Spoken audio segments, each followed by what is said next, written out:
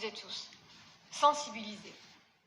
Notre objectif est d'aller vers le maximum de personnes, informer, communiquer, faire preuve de pédagogie partout et tout le temps.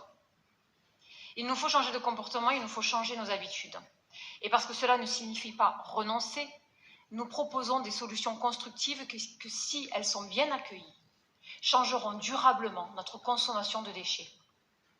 À nous de permettre les bonnes conditions. Tout d'abord, informer. Trouver la bonne information, c'est aussi savoir de quoi il s'agit quand nous parlons de déchets. Qu'est-ce que nous mettons dans nos poubelles de couleur? Comment nos déchets sont collectés, transformés, ce qu'ils deviennent. Un vaste plan de communication sera présenté ces prochaines semaines, mais d'abord, faisons preuve de pédagogie. Remettre du sens dans notre perception des déchets, c'est expliquer. Remettre sur le devant de la scène ces déchets trop longtemps enfouis. Sensibiliser les futures générations est une nécessité. C'est déjà à l'œuvre dans les temps scolaires et nous souhaitons construire avec les communes des temps sur les centres de loisirs. Dans les restaurants scolaires, c'est sensibiliser les agents et les animateurs et les animatrices à jeter les restes alimentaires dans la poubelle orange pour que nous puissions capter des tonnes, parce que quand il s'agit de déchets, il s'agit de tonnes. Si ces déchets alimentaires sont envoyés dans la bonne poubelle, ils sont envoyés à Métiste et deviendront une ressource du compost. Quand les équipes le font ensemble, avec l'aide des enfants sur place, et ils y sont volontaires, nous le voyons déjà sur place, l'objectif commun est atteint et la mission est remplie. Mais c'est aussi travailler avec les prestataires pour réduire le gaspillage alimentaire à la source et donner les moyens de continuer à la maison. Parce que culpabiliser les gens, c'est non. Œuvrer et trouver les solutions ensemble, c'est cela notre objectif. Mais parce que les enfants ne peuvent pas éduquer les parents, nous souhaitons toucher les familles et plusieurs ateliers sont déjà dans ce sens-là. C'est également proposer des actions vers les commerçants, dans les marchés, dans les lieux de travail et dans nos maisons communes, dans nos événements aussi communs. Faire preuve de pédagogie, c'est expliquer qu'un gobelet en carton a un coût écologique supérieur à un gobelet en plastique. Il faut que tout le monde soit acteur de sa consommation.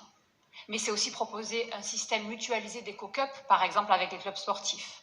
Nous allons proposer un système avec une éco-cup qui ne sera pas un objet de marketing et qui ne sera donc pas pris pour être oublié dans des tiroirs à la maison. Ces systèmes d'éco-cup auront un QR code qui, quand il sera flashé sur un site, donnera les informations de ce site, par exemple au match de handball. Le lendemain, si nous allons à un match de rugby, nous allons retrouver la même éco-cup. Et si nous flashons le QR code, nous aurons les informations du club de rugby. Et partout, nous ferons cette même mutualisation. Cette éco-cup, elle est avec un plastique durable et elle est refondable 9 fois. Donc elle a une durée de vie quasi infinie. C'est ça aussi, proposer des solutions. Outre cette mutualisation, plusieurs actions sont prévues, notamment un vaste plan de communication et justement proposer des événements. Changer les comportements, changer nos habitudes, c'est ne plus jeter et penser à donner une seconde vie. L'économie circulaire vise à passer d'une société du tout jetable, et c'est important de se confronter au jetable, basée sur une économie linéaire qui est extraire, fabriquer, consommer, jeter, à cette économie circulaire permettant de réduire la consommation et de ressources et la production de déchets. Là aussi, faire preuve de pédagogie, expliquer, rassurer. C'est distribuer aux étudiantes boursières, celles qui le souhaitent, des protections périodiques lavables et durables. C'est proposer aux familles qui le souhaitent le recours aux couches lavables et sensibiliser à cet usage à travers d'actions de sensibilisation auprès des crèches et des assistantes maternelles. Un bébé, de sa naissance à ses 2 ans et demi, produit 1 tonne de couches jetables. En lavable, c'est entre 10 et 30 couches sur cette même période. Ici, on touche à une mesure de santé pour éviter la présence de perturbateurs endocriniens, à une mesure financière, les jetables sont 3 fois plus coûteuses sur la période, et un gain environnemental. Et non, personne ne revient en arrière. C'est ça aussi faire preuve de pédagogie, c'est vous montrer que non, nous ne revenons pas en arrière. C'est soutenir l'esprit Réquipe, c'est soutenir MRBC, c'est permettre à la consigne, comme Hoc Consigne, Bocdoc ou Loupit, de se développer. Vous l'avez saisi, nous allons remettre du sens à nos pratiques, nous allons parler de notre consommation, nous allons proposer tous les outils, tous les moyens pour la réduire.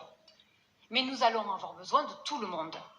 de vous, collègues élus, pour communiquer auprès de vos concitoyens et concitoyennes, mais aussi faire preuve d'exemplarité.